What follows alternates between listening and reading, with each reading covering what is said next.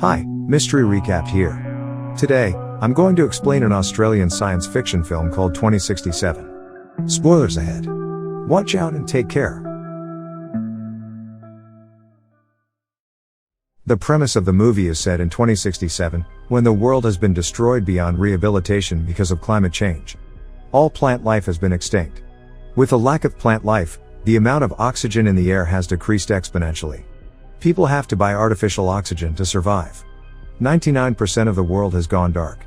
People suffocate to death.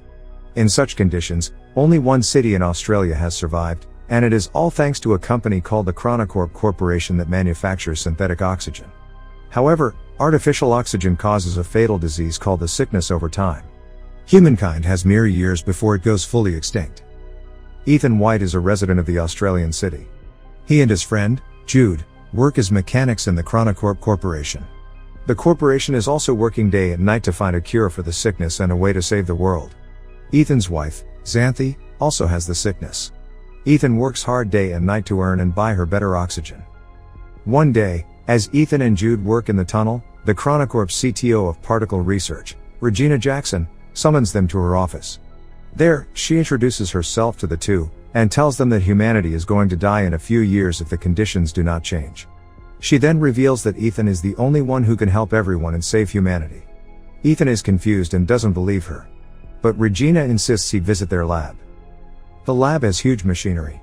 The lab doctor named Billy Mitchell introduces himself to Ethan, and looks at Ethan's wrist device for a second. They then explain to him that Ethan's father, Dr. Richard White, started this project 20 years ago. The machine that stands in front of them is a time machine called the Chronicle. In the first ever experiment done with the machine, they had to send radio waves into it to check what was on the other side. They found out through it that 407 years later, in 2474, the Earth would have enough vegetation to maintain enough oxygen in the air and sustain human life. The people come to believe that if humanity still exists several hundred years later, it is likely that they have found solutions to all the problems plaguing their reality. However, a strange activity baffled the scientists there. The waves they sent had come back reformed. When they decoded it, they found out that someone from the future had sent them the message saying, "Send Ethan White." So now, Regina and the whole team want to send Ethan into the future for him to bring back the cure. Ethan is beyond surprised. He doesn't believe them and thinks that Regina is just bluffing. Moreover, he doesn't want to leave his sick wife and go into the future. So, he declines to help. Later, Ethan and Jude are at a diner, where they buy crisp oxygen.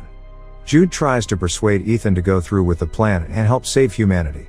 However, Ethan laughs at him, saying that he doesn't want to be like his father. Ethan hates his father for never being there for him. 20 years ago, his father left home and went missing, while his mother was killed when he was a kid. Since then, he has been brought up by Jude, who he regards as his older brother as well as best friend. He blames his father for leaving his mother to complete the project, and doesn't want to follow in his path and leave his sick wife. However, Jude manages to persuade him, saying that the only way he can save his wife is by finding a cure. Ethan reminisces of his 8th birthday when his father has bought him a strange box as a gift. As he puts his hands inside the box, a device latches onto his wrist, making him bleed. Richard had placed a permanent hand device on his son. It has been many years, but Ethan doesn't know its use yet. Later at home, Ethan tells Xanthi everything that happened during the day, and she too insists him to go. The following morning, Ethan scribes, "I will find my way back to you on a metal flower," and leaves it beside Xanthi. He then goes to Regina's office again and tells her that if he can find only one cure, they will have to give it first to Xanthi. Regina accepts, and takes him to the lab again. Dr. Mitchell shows him the suit that he has to wear before getting into the machine. As they begin to explain the mission to him, Ethan realizes that they do not have a plan. They have no clue what he will see, or who he will meet at the other end. However, after they put him in the suit, they give him an AI device called the Archie. Archie will show the lab Ethan's vitals at all times. It will also help to navigate his location. Then, they finally throw him into the machine. Inside, Ethan moves at high speed through time. He falls from the sky and lands in an unknown jungle. The friction from the air causes his suit to catch fire, so he quickly gets out of it. Then, he looks around, and is astounded by the beauty of nature. He finds that the world has completely changed. The trees and the natural oxygen are back. He walks in the direction Archie directs him, and sees a bunker door of some sort. But what catches his eyes is a skeleton that lies right in front of the door. Its skull has a bullet hole in it. Furthermore, he looks at the name tag on it and is horrified to see his own name. The skeleton is Ethan's. Ethan also finds the skeleton's Archie, and plays the last recording on it. He hears a man say that this is the only way, and shoots Ethan. Just then, the device's power goes off. He is horrified, believing that this is the fate that awaits him. Then, he notices the skeleton's wrist device. It is identical to Ethan's, except the light glows green in the skeleton's device, but Ethan's has been red his whole life. That night, he lights a fire and eats wild berries. It turns out that the berries were poisonous. Ethan vomits and starts to go unconscious. Ethan wakes up after a while, and is surprised to see Jude in front of him. As it turns out, the lab saw Ethan's vitals dropping and assumed he was having a reaction to poison. So, they quickly sent Jude to the future, with the cure to save him.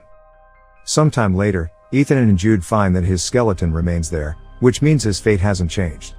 They then use Archie to find another door. Some device scans Ethan's eye and grants them access. When they go in, a monitor welcomes him. It asks him for a DNA sample. When he accepts it, his wrist device begins to work, making him bleed. After the blood test, it goes green. The lights to the room turn on and they realize that they are in Chronocorp's lab, 407 years later. The time machine is in front of them too. Jude gets excited because now they have the means to go back to the past, but Ethan doesn't think so, saying they haven't changed anything, and he will end up dead, just like the dead Ethan. Ethan checks the system log and finds a holographic recording made by his father, who explains that the time machine was originally designed to collect the oxygen data in the future planet, and then transmit it back to the past. However, when his father first started the time machine, he received a message asking him to send his son to the future. Despite his misgivings, he chose to do so and made a DNA verification here for Ethan. Soon, Ethan and Jude realize that the time machine won't be able to take them back because its battery has almost depleted after 407 years. What's worse is that the activation of the lab triggers a malfunction in its nuclear power core, threatening to unleash a nuclear explosion in just 4 hours.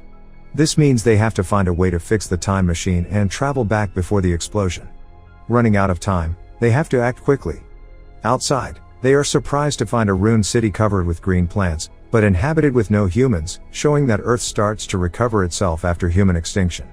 Human skeletons are scattered everywhere. Ethan gets to his wife's house, only to find her bones, making him fall into despair. Jude tries to persuade him to go back to the past, as the cure against the sickness doesn't seem to exist even in the future world. However, Jude's words make Ethan suspicious. He then turns on the rusty Archie to play the recording once again, from which he recognizes Jude's voice, and it seems Jude is exactly the one who shot him. Jude raises his gun at Ethan, strongly denying that he would shoot Ethan. Ethan finally decides to complete the mission first, so with joint efforts, they manage to repair the power core and then return to the lab. Now the Chronicle system works and they should be able to return to the past. They just need to wait 37 minutes till portal launch. Once the countdown reaches 0, the portal will tether to 2067 for approximately 30 seconds.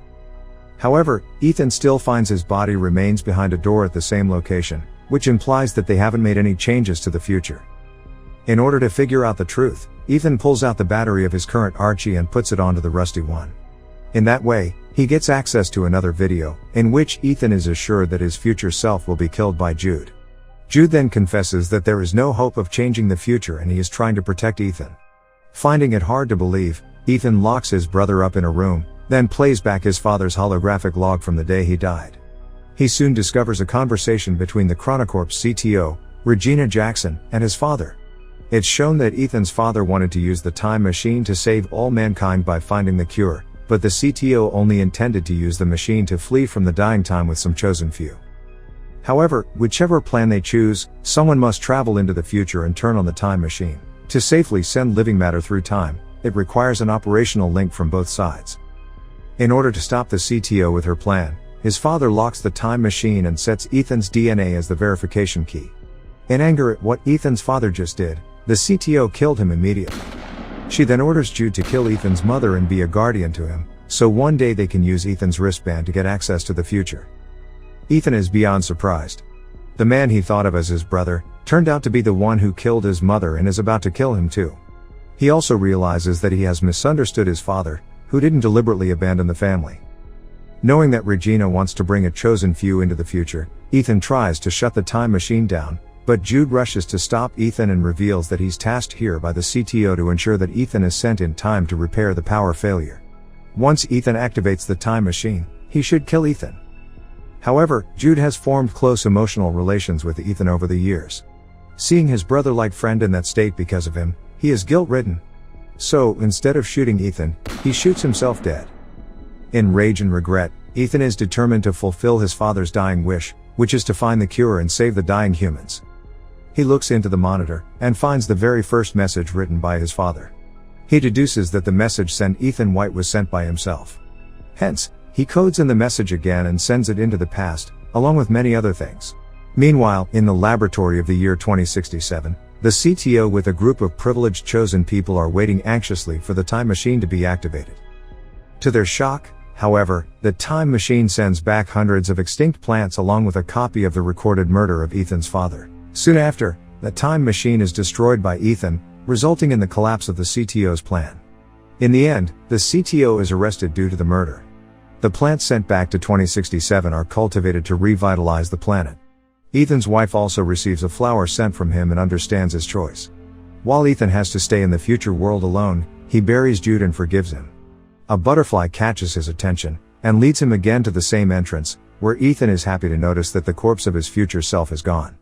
He rushes to take a look at the world outside, and feels relieved to see a futuristic eco-friendly city, in contrast to the deserted one from earlier. His decision had changed the future of mankind. Subscribe for more videos like this, turn on notifications, and leave a like to help the channel out. Thank you for watching.